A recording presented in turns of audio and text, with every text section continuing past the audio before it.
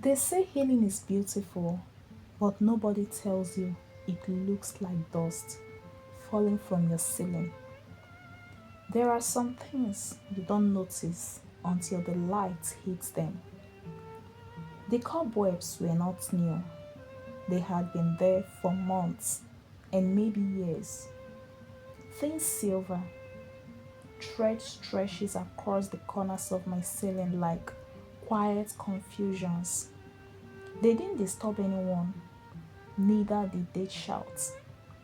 They just existed, clinging to the edges, collecting dust, and surviving in silence, just like me. It's funny how life works. You can sweep the floor every day, arrange your bed, wipe your mirror, but you never look up. You will think you're doing okay. The first stroke of the broom misses. The second touches the web lightly, but it doesn't fall. The third time, I press harder, and the web collapses instantly. And I freeze because I didn't expect it to fall that easily. I thought it would resist. I thought it would clinch tighter.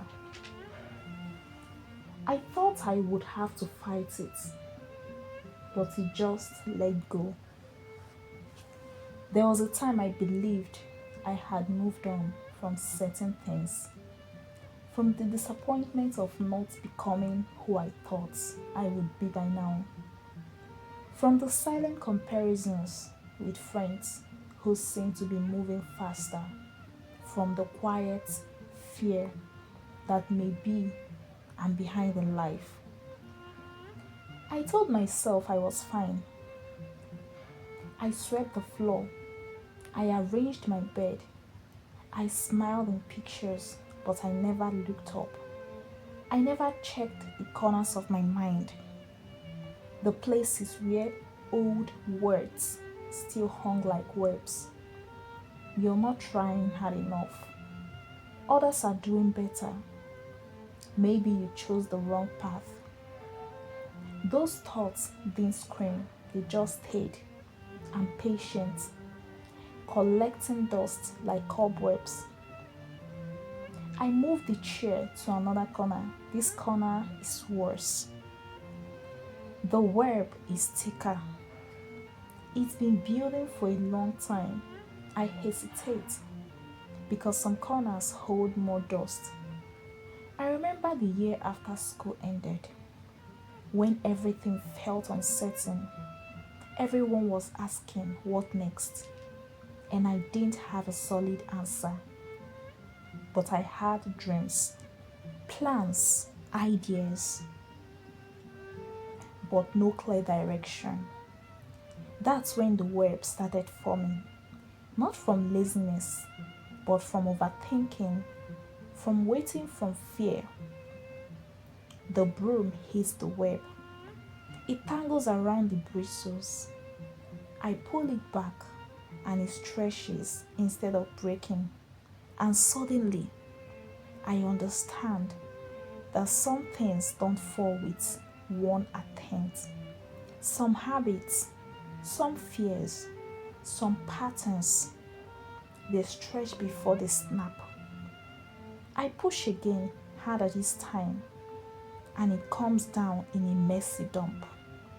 It sticks to the broom, and I laughed softly because healing is not aesthetic.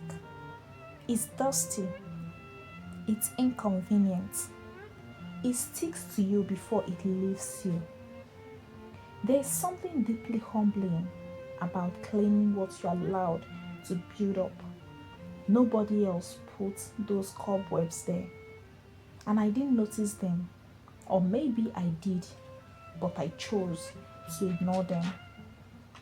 That's the hardest part to admit. We ignore small things because they don't seem urgent until they multiply, until they become layers, until the light exposes them. And as I remove the web, a small spider drops and runs across the wall. I pause because this is when most of us stop. When what we've ignored suddenly moves, when the consequences of the neglect becomes visible, we panic. We jump.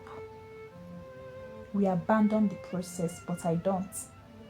I take a deep breath and I continue. As I sweep the fallen cobwebs off the floor, I realize something quietly powerful. That cobwebs don't form in busy places. They form where there's stillness, neglect, silence, and sometimes that stillness is necessary because in that silence, I learned who I am without noise. I learned that it's okay not to have everything figured out at 25. I learned that growth is not loud, it's repetitive, it's checking the corners regularly, it's choosing not to let small fears become permanent decorations.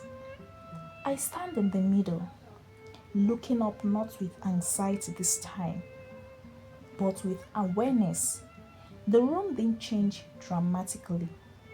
It's still the same walls, same paint, same space, but it feels new because I chose to look at what I used to ignore, because I chose to remove what no longer serves me, because I realized that sometimes the most powerful thing we can do is clean the corners, and maybe tomorrow new cobwebs will try to form again. But that's life. But one thing I know is that now I know something I didn't know before. I am no longer afraid of dust. And I am no longer afraid to look up either. If you are in a slow season like me, know that we are in this together.